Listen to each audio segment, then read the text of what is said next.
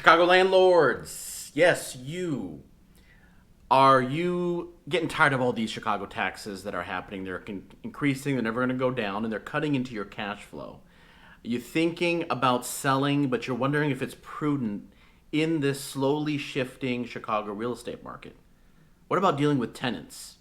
Well, in this video, I am going to give you a plan, a strategic plan, step by step, to sell your rental property. And you know what? I'm going to use an actual example of one of my three flat. I have a three flat listing that's hitting the market here. This is 2022. But if you see this video in 23, 24, 25, it's applicable.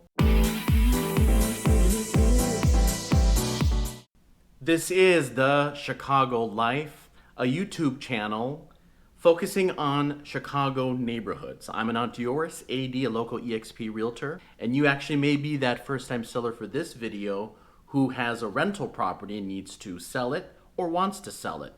So let's talk about it and let's kind of get into it, dive into the first thing you need to do is communication.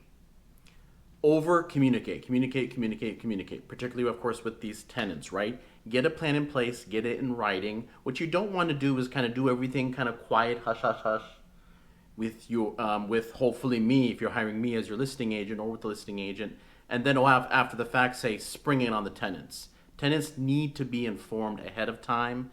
And of course, right, if they have leases, the leases stay in place. There may be even specific language in the lease that doesn't even allow you to sell the property, which is really rare. That's more in kind of private landlords, but not in these 2 to 4 flats. So just make sure you communicate and say, listen, your lease is in place, Mr. and Mrs. Tenant, no problem at all. However, we're going to have showings.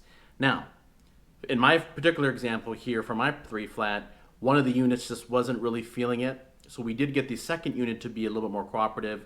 We got the photography in here, and we are actually going to be getting it on the market. And once we get that on the market, there won't be any issues because I'm going to give proper notice. It's going to be 48-hour notice, and she's told me specific times where showings aren't allowed. What if one of your units isn't currently rented? Do you feel that possibly the whole property won't be as marketable as a fully rented property? And the answer is absolutely not.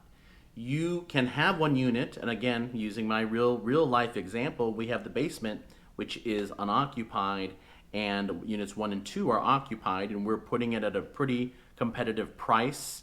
Multiple other, as I've looked through the comps, a lot of the other properties have not had it fully rented. So you want to, of course, focus on the potential and the rent rates in the market rent rates to ensure to that new investor that they can easily get it rented. So assuming there's nothing wrong with the unit or the condition of the unit and the area dictates that you can get pretty good rent rates, no problem at all. You can have 2 of 3. I've even seen only 1 unit occupied and the other 2 vacant and still property selling. So don't think that since you have 1 or 2 of your 2 to 4 flat not rented that you won't be able to get it on the market. Don't use that as an excuse. And so of course reach out to me and I can give you more information on that, but it definitely is still marketable if you have a unit not rented. Look at the three factors in determining price, right? Because pricing is important. We are slowly shifting. We're still seller centric, but we are shifting. And depending, of course, when you watch this video, it's always important to know that market because it could change. It's dynamic.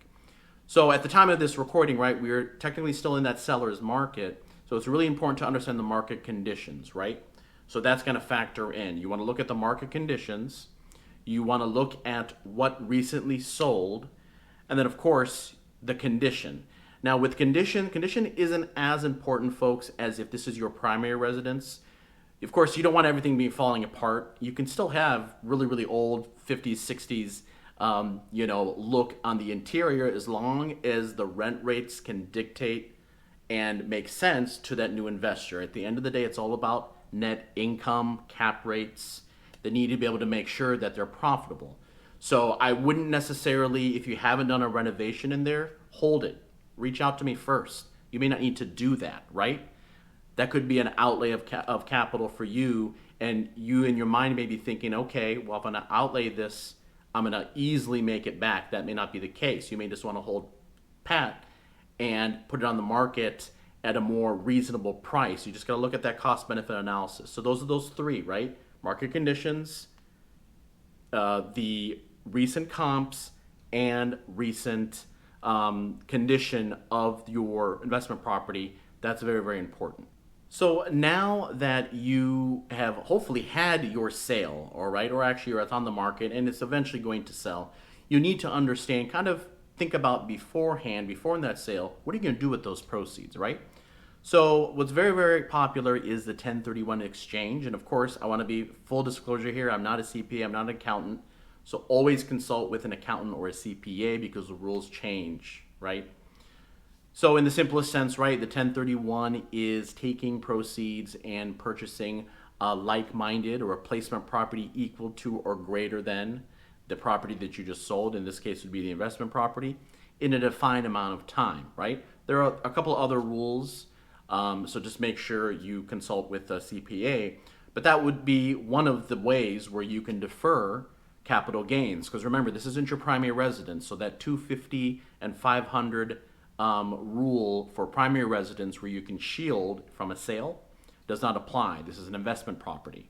So as always, again, that's a great option. Outside of that, you'll need to consult with a CPA or accountant on how you can shield. Otherwise, Uncle Sam's going to be coming. So I hope you enjoyed this video, how to sell your rental property. I gave you some practical tips here using one of my properties, and actually I'm going to show you a couple of the photos.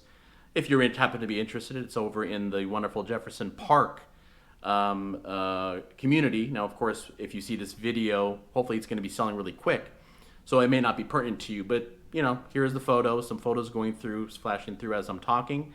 And as always, if you have any questions at all, I'm Anant Deoras, AD, a local EXP Realtor. Would be so happy to help you. Call, text, email. I am here for you. I'm here to serve my clients, first-time buyers and first-time sellers. Have a great day.